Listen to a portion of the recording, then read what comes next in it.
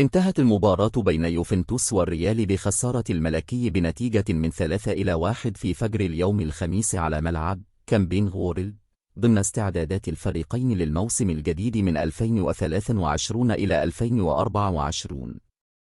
في المؤتمر الصحفي بعد المباراة صرح كارلو أنشيلوتي مدرب الريال قائلا: لقد كانت تحضيرات إيجابية، وفي المباريات التي لعبناها أظهرنا جوانبا مختلفة، بعضها جيد جدا وبعضها يحتاج لتحسين في الجانب الدفاعي.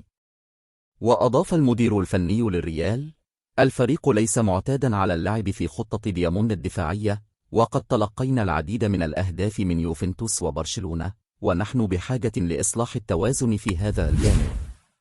وتابع قائلا: الجانب الدفاعي هو الأسهل في التحسين، حيث يتطلب ضبط التمركز والتركيز والسلوك. كنا جيدين وعدوانيين تحت الضغط، ولكننا كنا ضعفاء في خط الدفاع كما تبين في المباراتين الأخيرتين.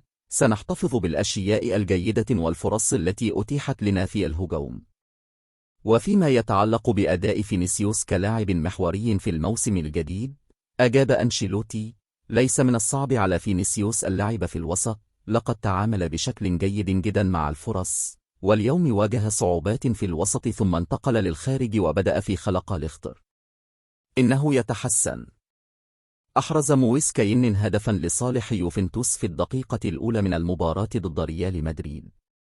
في الدقيقة 20 من الشوط الأول سجل تيموثي وياه هدفا آخر لصالح يوفنتوس.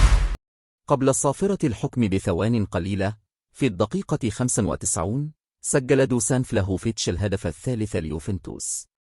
سجل البرازيلي فينيسيوس جونيور هدف ريال مدريد الوحيد في الدقيقة 38 من الشوط الأول. بالنسبة لنتائج مباريات ريال مدريد الودية، فقد تمكن الفريق من الفوز على الميلان الإيطالي بنتيجة من 3-1 في 24 يوليو. وفي 27 يوليو حقق ريال مدريد الفوز على مانشستر يونايتد بنتيجة من 2-0. وفي المقابل خسر الفريق أمام برشلونة بنتيجة من 0-3، وخسر اليوم أمام يوفنتوس بنتيجة من 1-3. بالنسبة للمباراة القادمة لريال مدريد، فإن الفريق يستعد لمواجهة أتلتيك بيلباو في الجولة الأولى من الدوري الإسباني للموسم الجديد من 2023 إلى 2024.